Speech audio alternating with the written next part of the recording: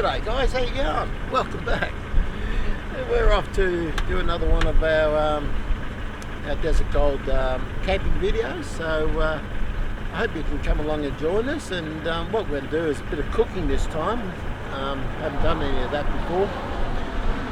We're also going to explore a little bit of photography up there, because this has got to be one of the best places in Australia to take photography. So come and join us, and let's go and have a few days out in the bush and doing what we love doing best, camping. Come on, let's go.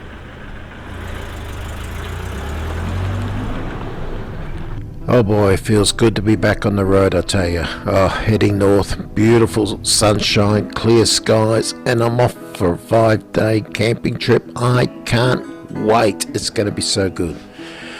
So glad you can join us on this one. A bit of photography we're going to do, and a bit of cooking as well. So I'm going to treat you guys to some great stuff. Anyway, let's get up there, get unpacked, and get on with enjoying our camping trip. Yay!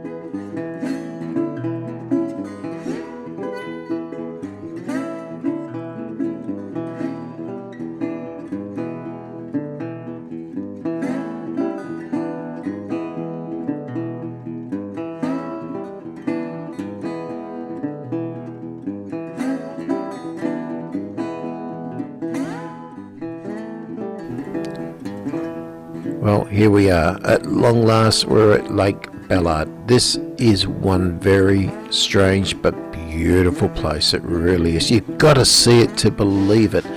It's only 190 kilometres north of Kalgoorlie, and it's a good road all the way in. A standard ordinary car can get here. No firewood, but there's plenty of firewood on the side of the road on the way up. Now, we've got 4 nights here, 5 days, and I really want to get out and then explore this place. What Lake Ballard is more famous for, rather than the camping, are these things, the statues. These statues were put here back in 2003. They were made by a gentleman called Anthony Gromling, and what was first set up as a temporary display has remained and is now a permanent tourist attraction, attracting hundreds of people, thousands of people every year. It's a brilliant place, but it's also a great place for photography. It's listed as one of the 10 best locations for photography. Now, get a load of some of these photographs I have taken up here over the last couple of years of the statues.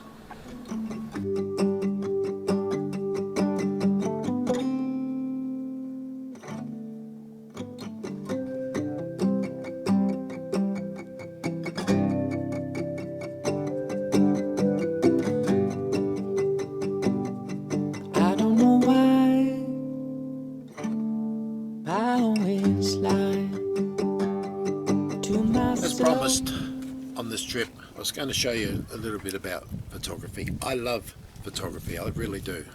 Nothing better than get behind the camera and start shooting away.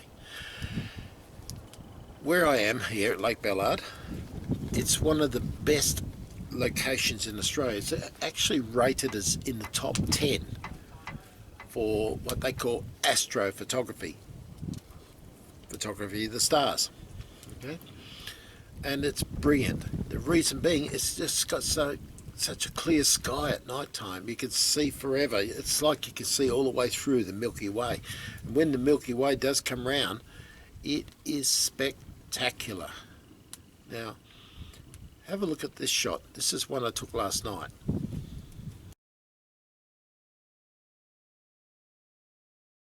Not too bad. Hey, anyone can take a shot like that. Anyone who's got a fairly decent camera. Even some of the little cheaper models have the capabilities of taking shots like I did last night. This is my beauty. I've had this for a few years now, and it does a lot of my work for me. Even my video is done on this. But I want to show you the settings that you use to get those star shots at night time. Okay, I get asked a lot about this, and now I want to share with you some of the settings that you need to look at. All right. First thing you do is turn the camera on, of course. You must get your focus right. That's really important. You don't want blurry little stars. You want to focus on those stars. So work on your focus. I use a manual setting, as you can see, manual. All right. And I do everything manually. I would suggest you do the same. Okay. Get out of automatic. You don't want auto. You want manual. You want full control over what you're doing. And seriously, with digital photography, you can stuff up as much as you like, because you can erase all the bad stuff and keep the good stuff. Go back and do it again. Just fiddle around. Once you get the focus right, there are 3 basic settings you need to look at. Only 3. That's it. All right. Now the first one is what's known as the ISO. Okay, the ISO, you need to adjust the ISO on your camera up to about 1600. That's it. You don't want any more than that, because after that your shots become a bit hazy. Okay, you get what they call noise in your shot, and that gives it that snowy effect. You don't want that. So 1600 is fine. You then want to set the aperture down as low as you can get it, which opens up the lens. Alright, you really want that down as low as you can get it. With this particular lens I can get 3.6. I've got another lens there which allows me to get down to 1.8. So the lower the aperture, the wider the hole, the more light that's going to get into your camera. Okay, so set that down there. Then the last thing you do is set your shutter speed. The shutter speed, set that to around 20 seconds, no more. Okay, you can even come back to 15 seconds if you want, but 20 seconds is perfect. All right. The reason why is because of the Earth rotating, the stars will appear to move. And if you leave your shutter open for too long, you'll actually get a little movement in your stars, and it'll just be a little stroke. That's it. You don't want that. If you're taking clear shots, just a nice static shot, you want 20 seconds maximum. Alright. After you get those 3 settings, you shouldn't have to touch your camera. Sometimes it pays to bring the aperture up to around 3.6, 4.8, sometimes 5, depending on your location, where you are. I always operate around, with this particular lens, around 3.6. On my wide angle lens, which allows me to get to 1.8, I go right down to 1.8. Last night, that shot I showed you earlier, I actually upped the aperture to 5.6 and got some great shots. So that's the only adjustment you need to make. Don't touch your ISO, don't touch your shutter speed, just adjust the aperture if you're not happy with the shot that you get. And that's all. Alright? Do that, and these are the sort of shots you can get, like these.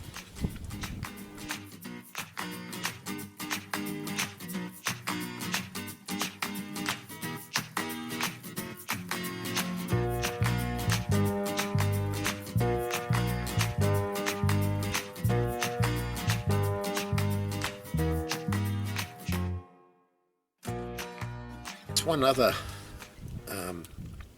star shot that a lot of people like, I do, and I took a couple last night, and that's what we call star trails, where you do want that line in the stars. You want the stars to appear to be moving. If you leave your shutter speed open for up to an hour, you can actually get a complete circle. The stars will appear to be going in a circle. It looks very effective. It looks like this.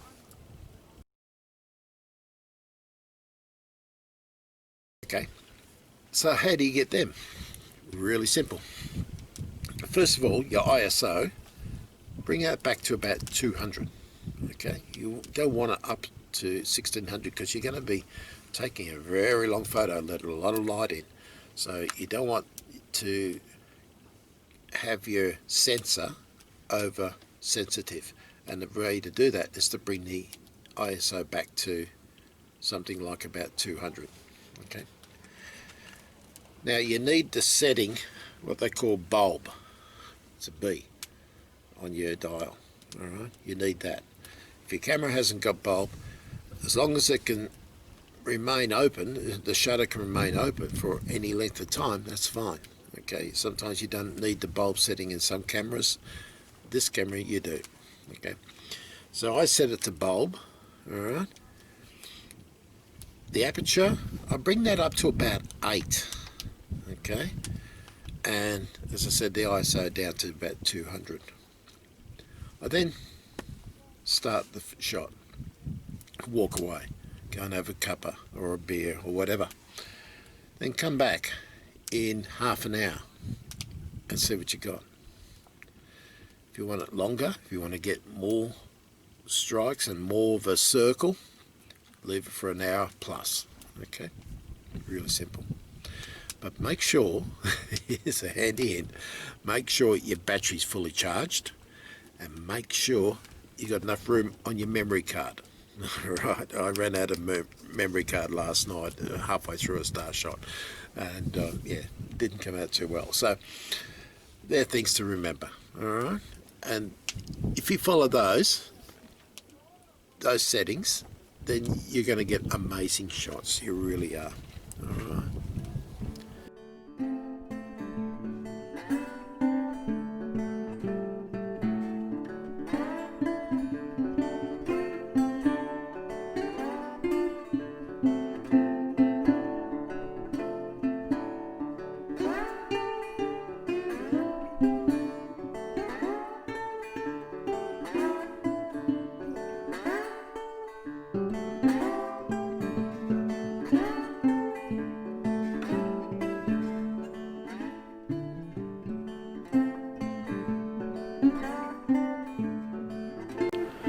Something I love to do when I'm camping is to cook. I love my cooking. I do all the cooking at home. My wife loves me for my cooking.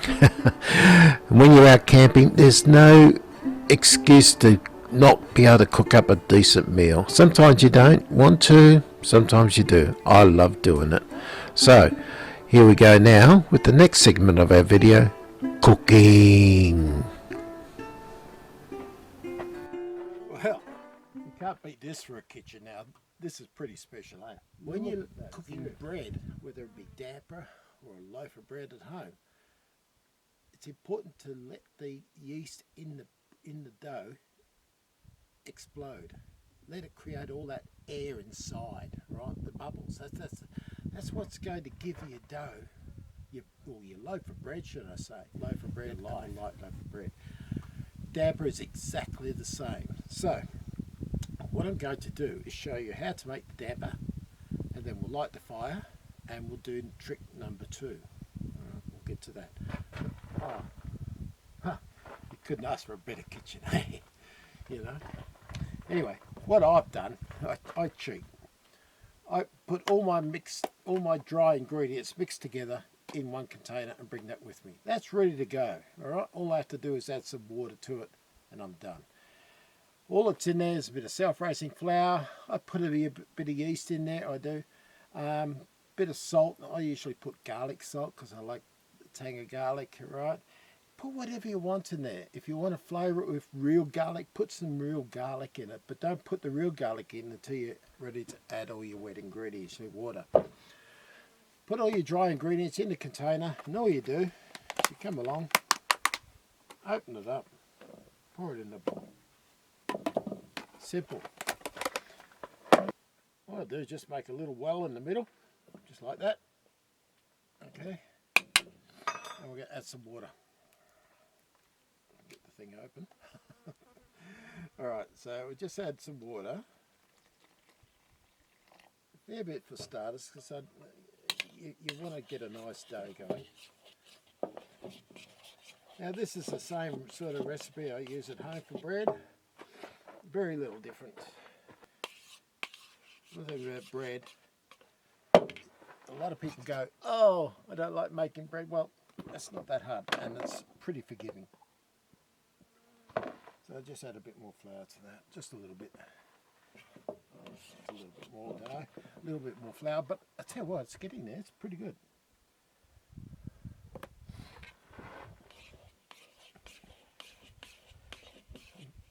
Really what you want to do is get it of the consistency where it will stick to the spoon and come off the bowl, really. That's pretty good. That's really good. We got a good mix there. See that? Look at that. You know, it's not sticking to the bowl that well. It is a little bit, but it's a bit tacky. That's fine. That's good. That's a good dough. Right. Okay. Just got a flour board. And put a bit of flour on your hands, because now you're going to get your hands dirty. Right. That stops the dough from sticking. All right. Oh, pretty good. That's probably still just a fraction moist, but we can dry that up, I think. So what we do now is we get that out and we just roll it in the flour. Oh, perfect. This is good. This is a really nice dough. We've done this well. Now notice I didn't measure the water, I didn't measure anything. Even when I put the ingredients in the container, I didn't measure them. I just put in what I thought was going to work. And it's worked. Look at that. As I said, making a dough of any description is pretty forgiving. So, that's pretty good. That's done. That's ready to cook. Alright. So, just put that on there. Okay. Now I need to cover that. I'm sure it's going to make the ultimate sacrifice. Wash it when we get over. There we go. Now I'm just going to leave that for half an hour or so. Let that rise. That's it. We're ready to cook. So what I'm going to do now while this is rising is get the fire going.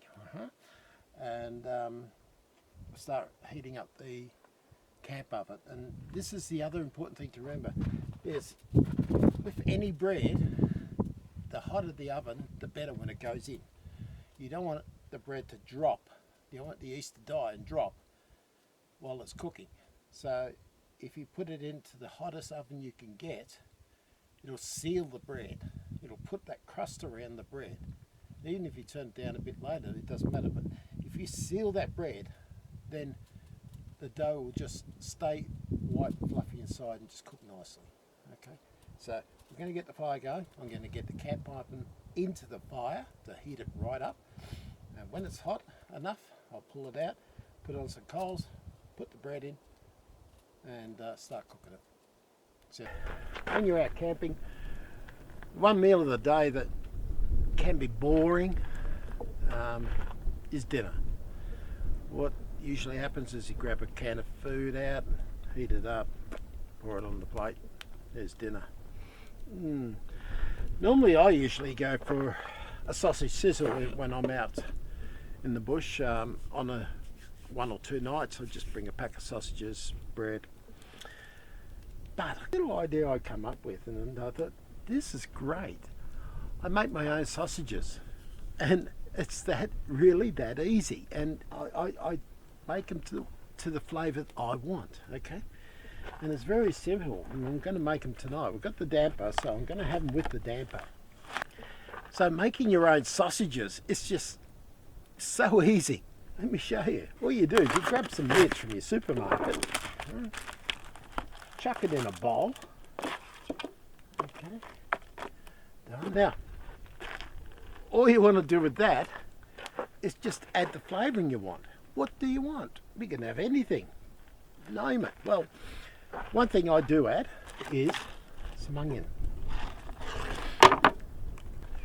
So what we're after is basically diced onion, but very, very fine. Look at that. Okay. So let's chuck that in there. Right, that's good. What have I got here? Charcoal chicken flavour seasoning. Oh, chuck that in there. Not too much, that's a bit salty, as seasoning usually is. Alright. Bit of garlic salt, yeah, just to tang it up a bit, that's good. Alright, what else have we got? Garlic powder. I love my garlic. I would have made a great Italian. There you go.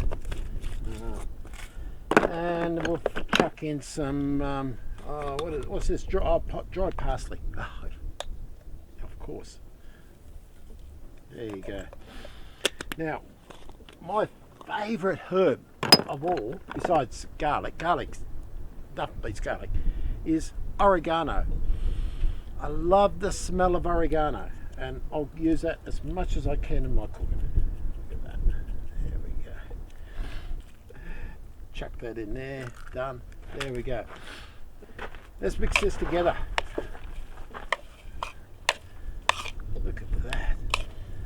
Now, to be honest with you, I'd rather use my hands. There we go. That's better.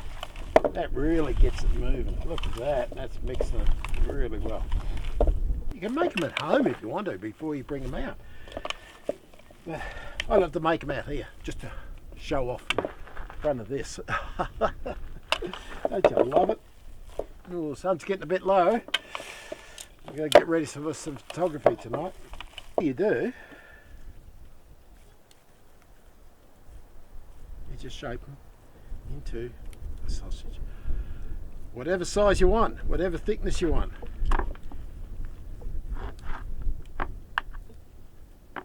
There you go. Bingo. Sausages. Ready? How easy was that? Really easy. Nothing to it. Okay?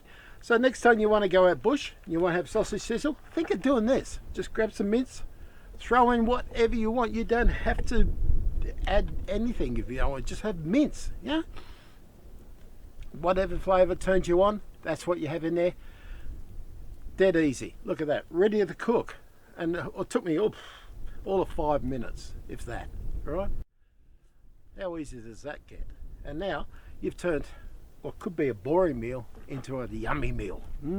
Fresh damper, nice and hot, melted butter on it, and these. Homemade sausages. Well, there you go.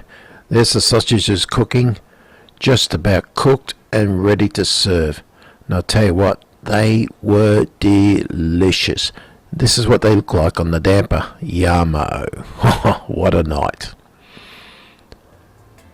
Now after dinner, when it got dark, I was out on the lake and took some great, what we call light painting.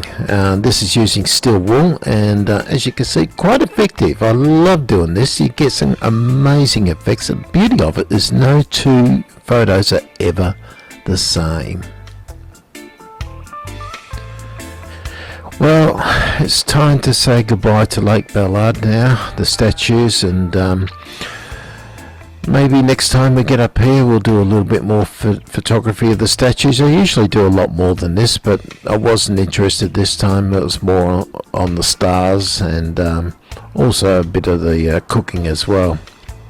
But anyway, thank you for joining us, and I look forward to seeing you with our next video, which will be coming out real soon. So keep tuned in to Desert Gold and have fun.